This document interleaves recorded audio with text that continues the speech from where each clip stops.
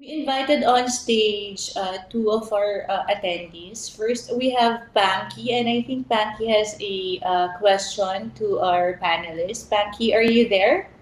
Yes, yes. Just a clarification for me about plea bargaining. Uh, uh, how can say this in English? What are the steps to take people who use drugs para for them to access the plea bargain services? One is they have to be jailed, right?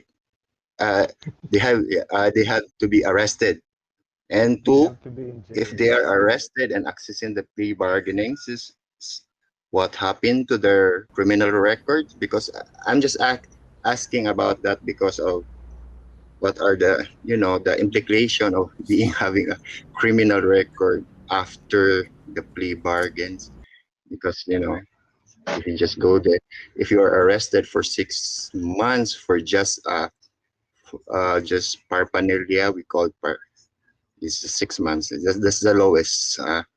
And yeah, but the criminal record of a person is a lifetime, and they'll apply for plea bargaining for a criminal community-based rehab or for a rehab to be rehabilitated. And but the record is still there. How can be uh, how can they find jobs because they have that's the implications of being having a criminal record already. So I think this is clarification about the criminal record of a drug users applying for the plea bargaining. Okay ba mag-Tagalog tayo dito? O Oo, Bisaya? hirap. Hindi ko Bitaw, ma-explain Judge. ng Oo masyado. naman. Oo naman. Hindi ako Oo naman. hindi ako Oo ma-explain. naman. O sige. Ang tinatanong mo kung una, sinong mag-avail ng plea bargaining? Okay? Ang plea bargaining ho, available lang kung ikaw ay nakasuhan. Yeah, Okay. yes. Pero So dahil you sa have plea to bargaining, oo. Pero kung ang tanong mo paano maka-avail ng rehabilitation services, for example, yun for ay the iba users. yun sa plea bargaining. So pwede kang mag-avail of rehabilitation nang wala kang record na criminal record. Pero kung plea bargaining, talagang papasok ka muna sa criminal justice system. Ibig sabihin, available lang siya kung sa mga tao na merong kaso. Kumbaga. And di ko pa alam kung paano ma-erase ang record na yan. Diba?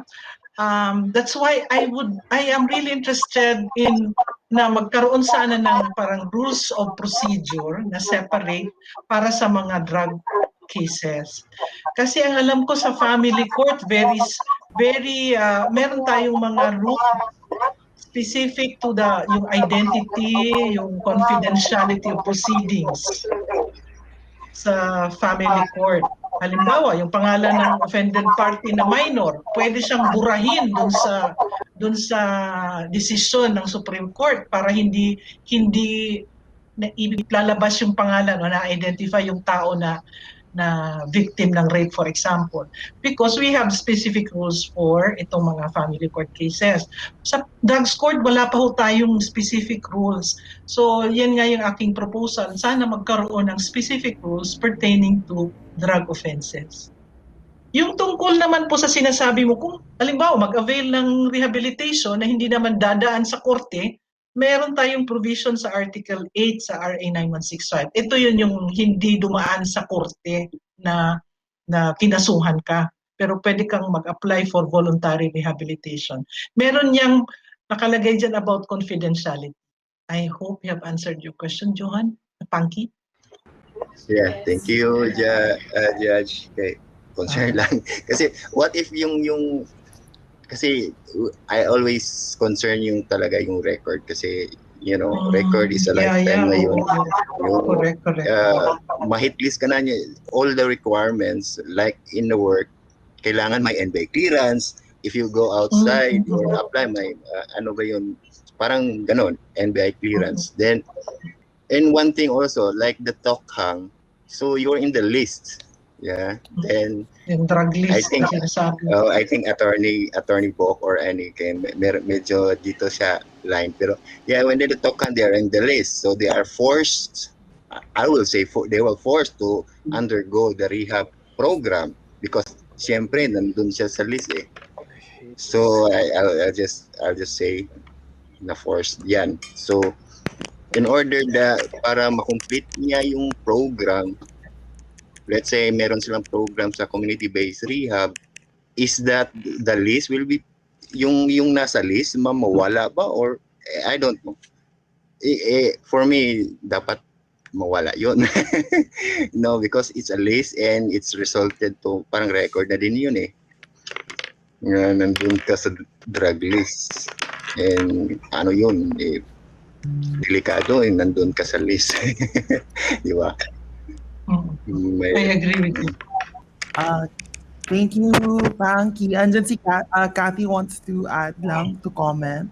Thank Attorney you, Kathy. Panks. Those are very, very good questions. Like you said, the having a criminal record impacts your life not just while you're in detention and long after a person is released, and that's really a barrier to getting access to services, access to employment, and many, many other things. So, magbibisaya na sana ako.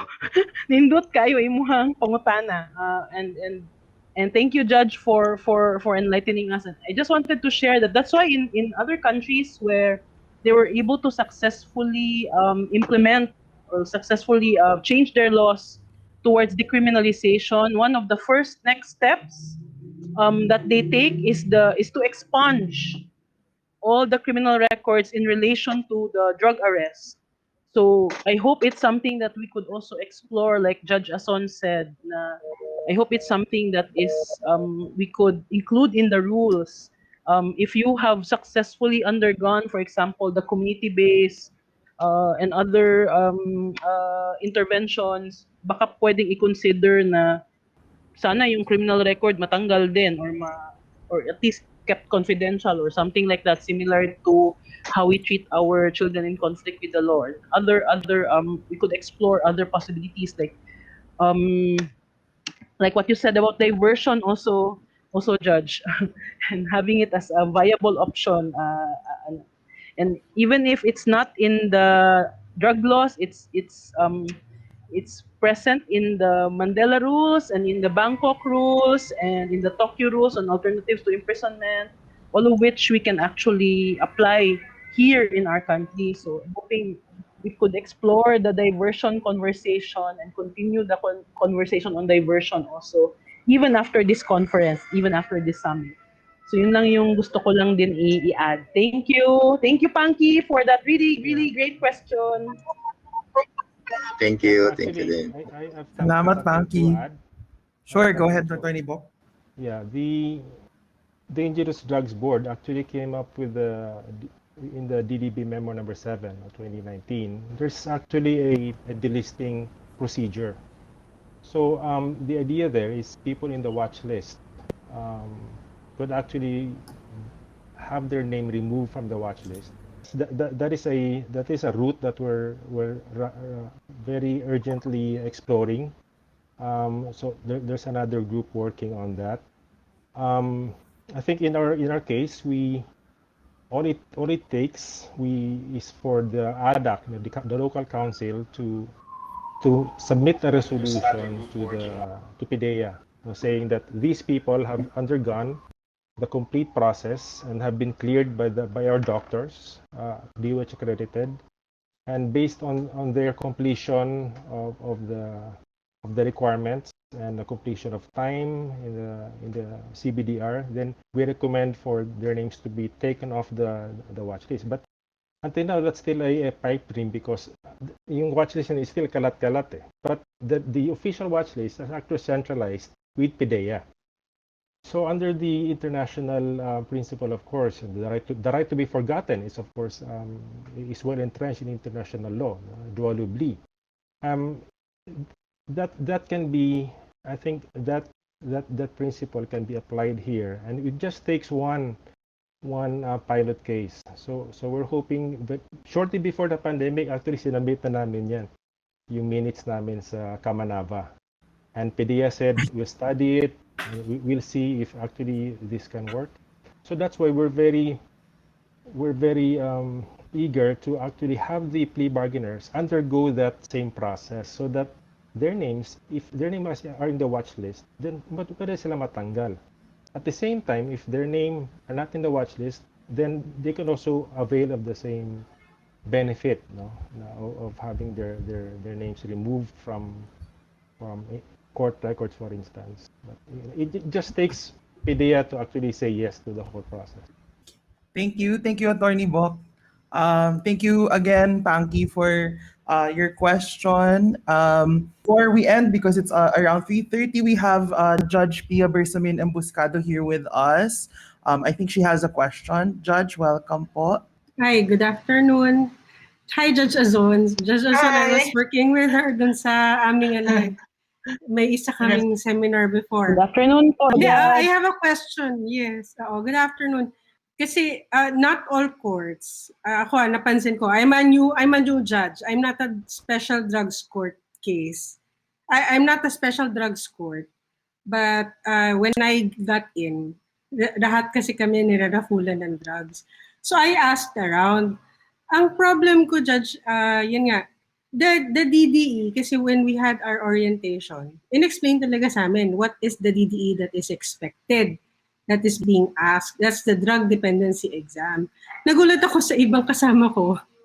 All they asked was a drug test. Tapos, and then that's it. So sabi ko, ang tagal kong pinag-isipan niya, sabi ko, hindi ata, kasi naturally, if you let the PDL undergo drug test, pag nakadetain na yan ng several days, naturally negative na yan. So, yun ang inano ko eh. I think hindi talaga clear sa ibang judges, especially those who are not who are not drugs court, na the drug test is different from the drug dependency exam. Tama ba ako, Judge?